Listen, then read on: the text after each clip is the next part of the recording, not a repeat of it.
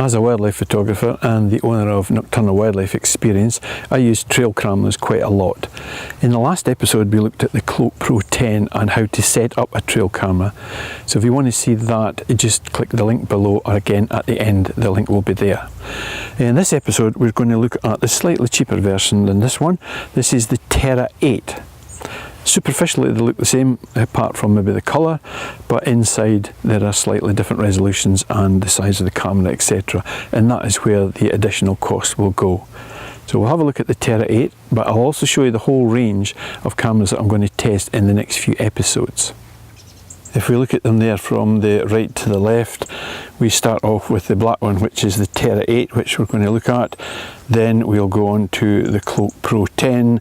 Then after that we have the Vision 12 lights out, and then the Silent Crush. And then at the far left there we have the 360 degree camera. The Terra lights out is an 8 megapixel still camera and shoots video as well, and at the time of doing this video, which is in October 2017, it's retailing at $79.95. The Cloak Pro 10, which I've already done, it is a 10 megapixel camera and shoots video as well, and it's retailing at $94.95. So there is a slight difference there. So let's look at the closer details within them to see where your money goes. If you look at them from the top down, the Terra 8, as I say, is an 8 megapixel still camera. But from the top you'll see there's that black panel at the top. Well, hidden behind there you have 21 infrared LEDs. These are completely covert and you can't see them to the naked eye. They'll give you a detection range out to about 60 feet.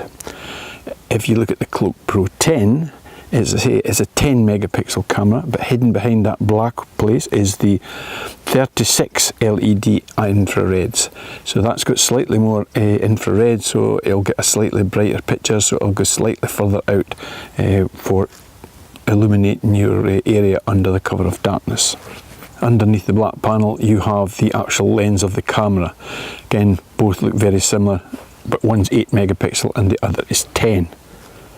Underneath that you'll see there's another black round circle. That is the detection sensor. On either side of that there's two very small lights, almost as they look like from here. One of these is the sensor that detects whether it's night or day, and the other one is just the one that will flash for your testing of that actual camera when you're setting it up. Underneath that you've got the small LCD panel, which is for when you're setting the camera up initially. When you'll open the bottom, which I'll show you in a minute, you power it up, you'll get some digits that come up on there, and it'll allow you to set the date and time, and it'll allow you to set whether you wish the camera to take stills or video. All the cameras open from the bottom here. There's a small latch there, so you just click that off, open it up, and you can see there's an SD card in there. So you pop the SD card in.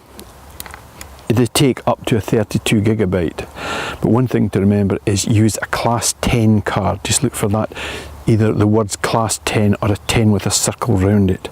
That will give you a faster write time to the card, and it is much better.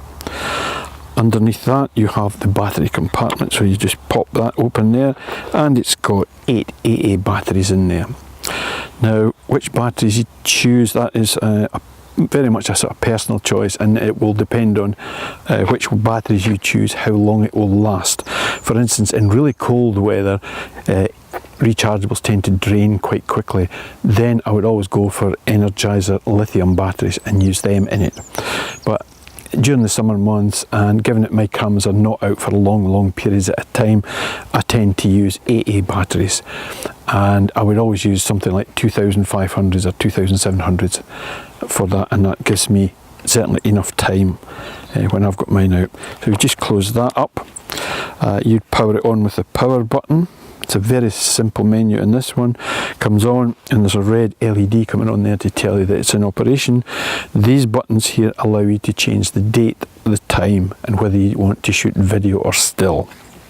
One thing to remember is always confirm any changes by pressing the enter button, otherwise it'll just revert back to what it was already set at. So that's pretty much it. Once it's set, red light's flashing, all you do is close this up, and that red light will eventually go out after about a minute, but if you trigger it within 2 minutes of you setting that, it will come back on to confirm that it is working okay. After 2 minutes, that light will go out and it won't come back on. It's completely covert. You don't see any lights on it whatsoever. When you come back to it, of course, open it up, touch the button to reactivate it again, and you will see the LCD will tell you if it's recorded any stills or video. When it comes to fixing this one, it comes with 2 small bungee cords which hook on here and wrap around trees. If they're not long enough to go around your choosing tree, you can use string, you can use an old bits of belt, a bit of cord, anything that you want to fix it up that you think will do.